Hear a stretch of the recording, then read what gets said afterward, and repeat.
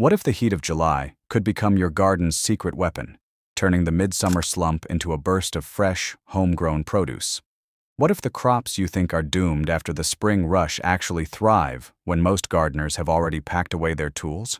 Here are 9 vegetables that prove a second growing season is not only possible, it's waiting for you right now. Number 9. Zucchini, Cucurbita pepo.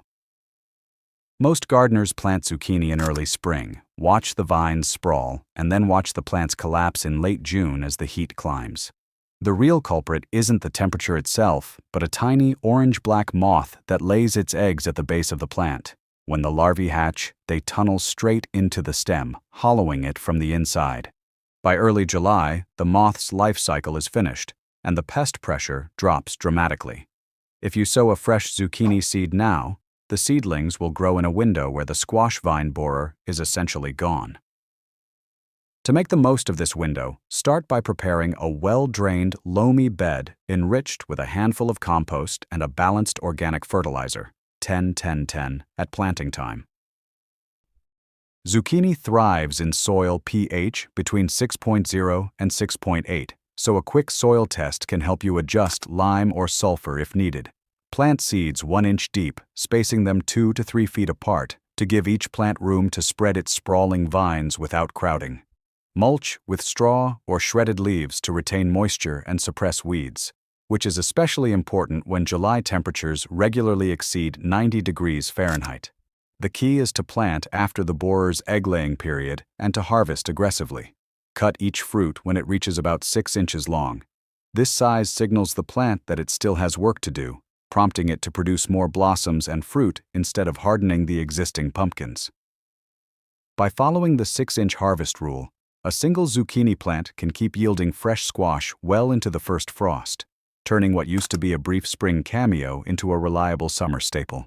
To further protect against the occasional late-season borer, wrap the base of each plant with a collar of cardboard or a band of copper tape. The copper interferes with the larva's ability to chew through the stem. Companion planting also helps. Interplanting with nasturtiums or marigolds repels adult moths and draws beneficial predatory insects such as parasitic wasps. If you're growing in containers, use a 5-gallon pot with ample drainage holes and a light, airy potting mix. Containers warm up faster, allowing quicker germination and earlier fruit set.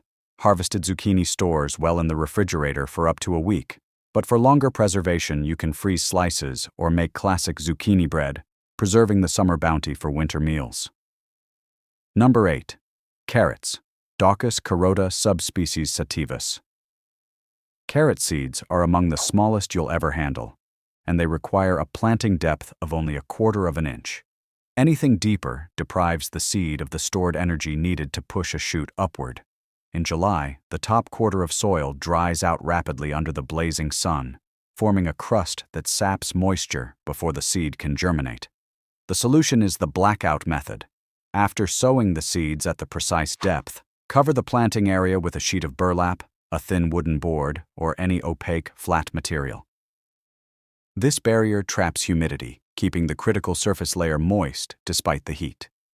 Pair the technique with short, stocky carrot varieties such as Danvers or Nantes, which can punch through compacted summer soil more easily than long, delicate spring types. Danvers 126, for example, tolerates heat well and produces a thick, sweet root that resists splitting. Before sowing, loosen the top 6 inches of soil and incorporate a generous amount of well-rotted compost or a balanced organic amendment. The added organic matter improves soil structure and holds water longer. After broadcasting the seeds, gently rake them into the soil to ensure even contact, then water lightly to settle the seedbed. Immediately place the blackout cover, securing the edges with soil or stones to prevent wind from lifting it. Check the cover daily for condensation. A thin film of water on the underside indicates the microenvironment is working. After 7 to 10 days, remove the cover in the early morning, allowing the soil to dry slightly before a light watering. This gradual exposure conditions the seedlings to the summer heat without shocking them. Thin the emerging seedlings to 2 to 3 inches apart once they have 2 true leaves, which reduces competition for water and nutrients. Carrots benefit from regular deep watering. Aim for 1 inch of water per week, applied in the early morning to minimize evaporation. In July, a drip irrigation system with a timer set to deliver 1/2 inch of water every other day can keep the root zone consistently moist without wetting the foliage, which reduces disease pressure. Speaking of diseases, keep an eye out for carrot fly, Scylla rosae. A row cover can be removed after the seedlings are well established, and interplanting with onions or garlic creates a repellent scent that deters the adult flies. When the carrots reach the recommended maturity, typically 70 to 80 days for Danvers, 60 to 70 days for Nantes, harvest by gently loosening the soil with a garden fork and pulling the roots.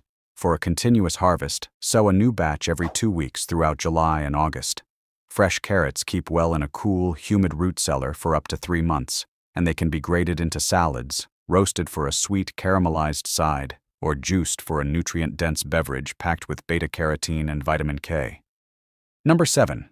Cucumbers. Cucumis sativus. Cucumbers love warm weather, but in July they often fall victim to powdery mildew, a white, flowery fungus that thrives on stagnant, humid air trapped beneath dense foliage. When vines sprawl across the ground, leaves overlap, creating a microclimate where moisture lingers and spores proliferate. The cure isn't more water or fertilizer, it's a structural change. Install a vertical trellis, cage, or netting before planting, and train the vines to grow upward. Elevating the foliage opens a channel for air to circulate freely beneath each leaf, drying the surface and denying the fungus the damp environment it needs. Choose a sturdy trellis made of galvanized steel or bamboo, spaced 3 to 4 feet apart, and anchor it firmly into the ground. Plant cucumber seeds 1/2 inch deep, spacing them 12 inches apart along the base of the trellis. As the vines emerge, gently guide the tendrils onto the support, using soft plant ties if necessary. This vertical growth habit not only improves airflow, but also makes harvesting easier. You can pick cucumbers without bending or pulling, reducing plant stress. To further suppress powdery mildew, apply a preventative spray of diluted milk, 1 part milk to 9 parts water, or a commercial sulfur fungicide every 10 to 14 days. Both treatments create an environment that discourages spore germination. Additionally, a light dusting of powdered neem oil can deter aphids, spider mites, and other insects that create entry points for fungal infection. Cucumbers also benefit from consistent watering that keeps the soil evenly moist, but not soggy. A drip line placed a few inches from the base of each plant delivers water directly to the root zone, reducing leaf wetness that encourages disease. Mulching with black plastic can warm the soil in early summer, encouraging faster germination, but be sure to leave a narrow gap for airflow at the plant base. When the vines are well established, pinch off the first set of lateral branches to concentrate the plant's energy on fruit production. This pruning for productivity technique can increase cucumber size by up to 20% and improve sugar content, resulting in sweeter, crisper fruit. Harvest cucumbers when they are 6 to 8 inches long for optimal flavor. Larger fruits become bitter and develop tougher skins. For culinary variety, try growing a mix of slicing cucumbers, such as Marketmore 76, and pickling types, Boston pickling. The former are ideal for fresh salads, while the latter hold up well in vinegary brines. Both benefit from the same trellising system, and the visual contrast of green and dark striped varieties adds ornamental interest to the garden. Store harvested cucumbers in a perforated plastic bag in the refrigerator's crisper drawer for up to a week, or process a portion into quick pickles to enjoy the summer flavor long after the heat subsides. Number 6. Radishes, Raphanus sativus. Radishes are notorious for bolting, sending up a flower stalk and turning woody when days grow long and temperatures rise. Planting too early in the season triggers this stress response, leaving you with bitter, hollow roots. The trick is timing. Sow radish seeds after July 20th.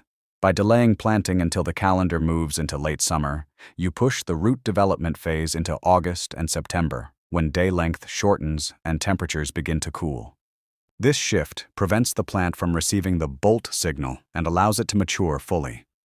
Select fast-growing varieties such as Cherry Belle, French Breakfast, or the Asian Daikon for a longer root that tolerates higher soil temperatures. For a truly heat-tolerant option, Try the White Icicle radish, which can germinate in soil temperatures up to 85 degrees Fahrenheit. Before sowing, work a thin layer of well-composted organic matter into the top 4 inches of soil to improve texture and moisture retention. Radishes prefer a slightly acidic to neutral pH, 6.0 to 7.0. If your soil is alkaline, amend it with elemental sulfur a few weeks in advance. When sowing, scatter seeds thinly across the prepared bed and cover with a light layer of fine sand or vermiculite, no more than 1/4 inch deep. This thin covering helps retain surface moisture while still allowing light to reach the seed, a factor that can speed germination when soil temperatures are high. Keep the seedbed consistently moist by misting with a fine spray. A gentle watering once daily is often enough, but be careful not to create puddles that could cause seed rot. Radishes mature quickly. Most varieties are ready to harvest in 21 to 30 days. To maximize flavor, harvest at the precise size indicated on seed packets, usually when the root diameter is about 1 centimeter. Pull the plants gently with a garden fork, taking care not to damage neighboring seedlings. If you wait too long, the roots become woody and the peppery flavor intensifies to an unpleasant level. For continuous production, sow a new batch every 10 days throughout July and August. This staggered planting scheme ensures a steady stream of fresh radishes, which can be used raw in salads, pickled for a crunchy condiment, or roasted for a sweet, caramelized side dish. Radishes also produce abundant greens. The young tops can be harvested and sautéed with garlic and a splash of soy sauce, providing a nutritious, low-calorie addition to meals. To keep bolting at bay, provide a light shade during the hottest afternoon hours. A simple row cover made of shade cloth, 30% density, draped over a frame can lower leaf temperature by several degrees, extending the harvest window. Mulching with a thin layer of pine needles adds insulation and helps keep the soil temperature more stable. With disciplined planting, timely harvesting, and modest shading, radishes become a reliable, crisp, and peppery staple for late summer tables. Number 5. Kale, Brassica oleracea, variety Acephala. Kale is often marketed as a winter crop, but its flavor dramatically improves after a light frost. When temperatures dip, the plant converts stored starches into sugars, acting as a natural antifreeze. This sugar buildup sweetens the leaves and reduces bitterness. To capture this premium taste, plant heritage varieties such as lacinato, dinosaur kale, or red Russian, which respond strongly to cold. Start by sowing seeds directly into a well-worked bed enriched with a balanced organic amendment. Compost mixed with a modest amount of blood meal for nitrogen and bone meal for phosphorus. Kale thrives in soil that retains moisture but drains well. A loamy texture with a pH of 6.5 to 7.2 is ideal. Space seedlings 12 to 18 inches apart to allow air circulation and to accommodate the plant's sprawling habit as it matures. After the seedlings emerge, thin them to a single strong plant per spot, removing any weaker competitors. Apply a mulch of shredded leaves or straw around the base to conserve moisture, regulate soil temperature, and suppress weeds. The mulch also provides a slow-release source of nitrogen as it decomposes, feeding the kale during its rapid growth phase. Harvest using a cut-and-leave method. Strip the outer leaves from the base upward, leaving the central bud intact. The plant will continue to produce new leaves for months, delivering a steady supply of sweet, tender kale well into late fall. When you cut the leaves, use a sharp knife or scissors, cutting just above a leaf node to encourage the plant to send up new shoots.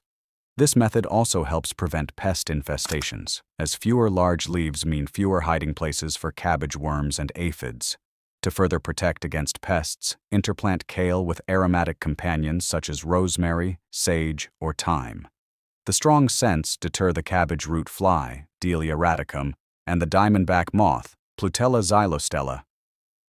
If you notice small larvae on the undersides of leaves, hand-pick them or spray a thin solution of neem oil, which interferes with insect feeding without harming beneficial pollinators. Kale's cold-induced sweetness is most pronounced after the first light frost, but you can accelerate the process by lightly misting the foliage with cold water on a chilly evening. The rapid temperature drop triggers the plant's internal sugar conversion, creating a flavor profile reminiscent of caramelized sugar. For culinary versatility, try massaging raw kale leaves with a drizzle of olive oil and a pinch of sea salt. The oil breaks down the tough fibers, making the leaves tender and reducing bitterness. Kale can also be braised, added to soups, or baked into kale chips for a crunchy snack. Store harvested leaves in a sealed container with a damp paper towel in the refrigerator. They stay fresh for up to a week, while the central stalk can be wrapped in a damp cloth and kept in the fridge for up to 10 days. By timing planting for midsummer and allowing the natural cold-induced sugar conversion, you transform an ordinary garden staple into a gourmet, low-cost harvest that shines on the plate long after most summer crops have wilted. Number 4. Bush beans, Phaseolus vulgaris. Bean seeds need a sustained moisture window to germinate, but July's heat evaporates water from the soil within hours. Without protection, many seeds dry out before they can sprout. After sowing beans in a shallow trench, immediately cover the row with a thin layer of clean straw mulch. The straw acts as a radiant shield, reflecting sunlight and slowing soil drying while still permitting enough warmth for germination. Begin by selecting bush bean varieties that are bred for heat tolerance, such as Contender, Provider, or the heirloom Kentucky Wonder. These cultivars have a compact growth habit that suits small garden spaces and are less prone to lodging in windy summer storms. Prepare a bed with a depth of 6 to 8 inches, incorporating a balanced organic fertilizer, 5-10-5, at planting time. The nitrogen requirement of beans is moderate. Excessive nitrogen can lead to lush foliage at the expense of pod formation, so keep fertilizer rates modest. Sow seeds 1 to 2 inches deep, spacing them 4 inches apart in a row, 18 to 24 inches apart from other rows. Lightly tamp the soil to ensure good seed-to-soil contact, then water gently with a fine spray to settle the seedbed. Immediately spread a 2-inch layer of straw mulch over the row, pressing it lightly to remove air pockets. The straw's light color reflects solar radiation, keeping the soil surface cooler, while its insulating properties reduce the rate of evaporation. Check the moisture level daily for the first week. If the straw appears dry, mist it lightly. The goal is to keep the seed zone consistently moist, but not soggy. After the first green shoots break through, usually within 7 to 10 days, gently part the straw at those points to let the seedlings receive direct sunlight. This two-step approach, protecting the seed during germination, then exposing the seedling for optimal growth, dramatically improves germination rates in July's harsh conditions. As the seedlings develop, thin them to a spacing of 6 to 8 inches to give each plant adequate room for pod development. Apply a second thin layer of straw or shredded leaves as a mulch throughout the growing season. This mulch conserves moisture, suppresses weeds, and keeps soil temperatures more even. When the plants begin to flower, a light side dressing of compost tea can provide a boost of micronutrients that support pod formation.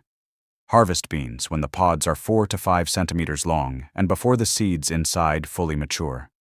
Picking beans early encourages the plant to produce a second flush of pods, extending the harvest period into late September.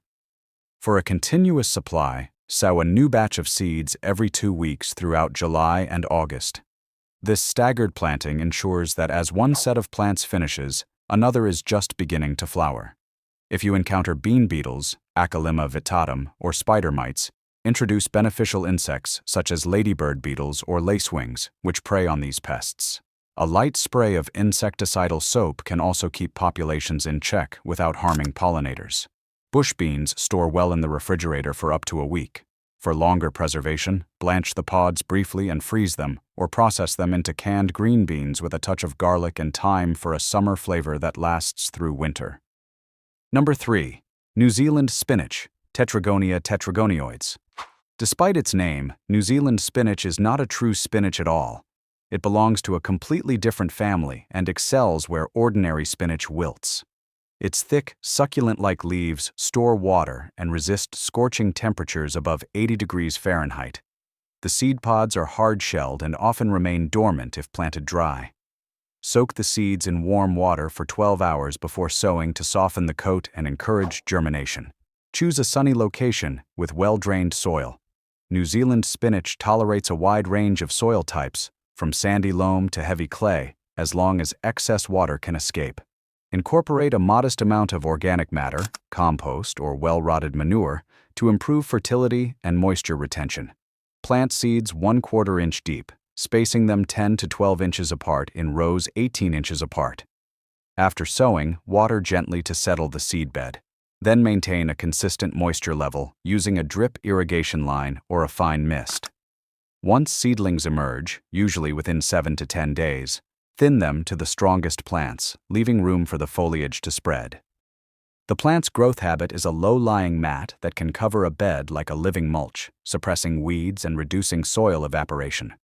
Because the leaves are thick and succulent, they retain turgor even under intense sun, making the plant a reliable source of greens when other leafy vegetables become bitter or bolt. Harvest the tender tips of the leaves regularly, snipping the outermost 2 to 3 inches of each stem every 10 to 14 days. This cut-and-come-again approach encourages the plant to produce new growth from the base, ensuring a perpetual supply of fresh greens throughout the hottest part of the season. Unlike true spinach, New Zealand spinach does not bolt in response to heat. Instead, it may flower later in the season when days become shorter, but the foliage remains usable. If you wish to extend the harvest into cooler fall months, provide a light shade cloth, 15 to 20% density, during the hottest afternoons. This modest shading reduces leaf temperature without significantly lowering photosynthetic activity, allowing the plant to keep producing succulent leaves well into October. For culinary use, the leaves can be sautéed with garlic and a splash of lemon, added raw to salads for a slightly salty crunch, or blended into smoothies for a nutrient boost, rich in vitamins A, C, and calcium. New Zealand spinach also serves as an excellent companion plant. Its dense foliage shades the soil, benefiting nearby heat-sensitive crops such as basil or delicate lettuce varieties. In turn, taller plants like tomatoes can provide a windbreak for the low-growing spinach, creating a mutually supportive microenvironment. Harvested leaves store in the refrigerator for up to a week, but for longer preservation, you can blanch and freeze them, preserving the unique flavor for winter soups and stews. Number 2. Turnips, Brassica rapa subspecies rapa. Turnips get a bad rap because most people harvest them after they've grown too large, resulting in woody, bitter roots. The Japanese Hakurei turnip changes that narrative. Plant the seeds in July and follow a 2-stage harvest strategy. At day 30, cut the leafy tops above the soil. These greens are peppery and perfect for sautéing or adding to soups. Then, leave the roots to continue growing and harvest them at day 45, when they reach the size of a golf ball. At this precise dimension, the turnip's flesh is crisp, sweet, and ideal for raw eating or quick pickling. Start by preparing a loose, fertile bed with a pH of 6.0 to 6.5. Incorporate a balanced amendment of compost and a modest amount of rock phosphate to support root development. Hakurei turnips prefer cooler soil, but they can tolerate July's warm conditions if the seedbed is kept consistently moist. After sowing seeds 1/2 inch deep, cover them with a fine layer of vermiculite to retain moisture and protect against surface crusting. Water the seedbed gently but thoroughly. Then apply a thin mulch of straw or shredded leaves to conserve soil moisture and moderate temperature fluctuations. The mulch also reduces the risk of seed predation by birds and rodents. Keep the soil evenly moist for the first 2 weeks. A drip irrigation system set to deliver a light, steady trickle works well in hot weather. At the 30-day mark, the foliage will have reached a height of 6 to 8 inches. Using clean garden shears, cut the leaves just above the soil line, leaving a small portion of the stem attached to the root. The leaves can be washed, tossed with a splash of olive oil, lemon zest, and a pinch of sea salt, then quickly sautéed for a peppery side dish. Allow the roots to remain in the ground for an additional 2 weeks. During this period, the turnip's storage sugars accumulate, and the texture stays tender rather than becoming woody. When the roots are about 1.5 to 2 inches in diameter, roughly the size of a golf ball, they are ready for harvest. Gently loosen the soil around the base with a garden fork, being careful not to bruise the delicate skin. Hakurei turnips have a delicate, sweet flavor that makes them ideal for raw salads. where thinly sliced rounds add a crisp bite, or for quick pickling in a vinegar spice brine that can be stored for months. For a simple pantry staple, blanch the turnips briefly, then pack them in airtight jars with a mixture of rice vinegar, sugar, and mustard seeds. To keep the soil productive, rotate the turnip planting with legumes the following year. Beans or peas will replenish nitrogen that brassicas consume heavily. Companion planting with aromatic herbs, such as dill or cilantro, can also deter flea beetles, a common pest that chews on turnip leaves. By integrating the two-stage harvest, you maximize the edible yield from a single planting, gaining both leafy greens and sweet, crisp roots from the same bed. Number 1. Lettuce, Lactuca sativa. Lettuce's internal thermostat is set around 80 degrees Fahrenheit. When temperatures exceed this threshold, the plant releases a bitter, milky sap, causing the leaves to become harsh and the plant to bolt. Instead of buying expensive shade cloth, use existing garden structures, tomato cages, corn stalks, or any tall plants to create natural shade. Plant lettuce on the eastern or northern side of these structures, where they receive morning sun but are protected from the scorching afternoon heat. This intercultural canopy method can lower soil temperature by up to 15 degrees Fahrenheit, keeping lettuce cool enough to avoid bolting. Select heat-tolerant lettuce varieties such as Jericho, Buttercrunch, or the Asian romaine type Little Gem, which have a slower bolting response and retain crispness in warmer weather. Prepare a shallow seedbed with a fine, loamy soil amended with a modest amount of compost and a balanced fertilizer, 5-10-5. Sow seeds 1/4 inch deep, spacing them 8 to 10 inches apart in rows 12 inches apart. Lightly cover the seeds with a thin layer of vermiculite or fine sand to keep them moist, while allowing light to reach the soil surface. Water the lettuce consistently, aiming for a steady moisture level that keeps the soil evenly damp but not waterlogged. A drip irrigation line placed a few inches from the plant base delivers water directly to the root zone, reducing leaf wetness that can invite downy mildew. Mulch with a light layer of black plastic or organic straw to retain moisture and further moderate soil temperature. Implement the intercultural canopy by positioning lettuce beds beneath the shade of taller crops. For example, plant tomatoes in the back row and allow their foliage to cast a shadow over the lettuce in the front row. Corn, when grown at a later stage, can also provide a temporary shade screen as the stalks reach 4 to 5 feet. In addition to reducing heat, these taller plants create a microclimate that retains humidity, which can be beneficial for lettuce, but must be balanced to avoid fungal diseases. If you notice signs of bolting, such as a thin central stem elongating rapidly, snip the flowering stalk as soon as it appears.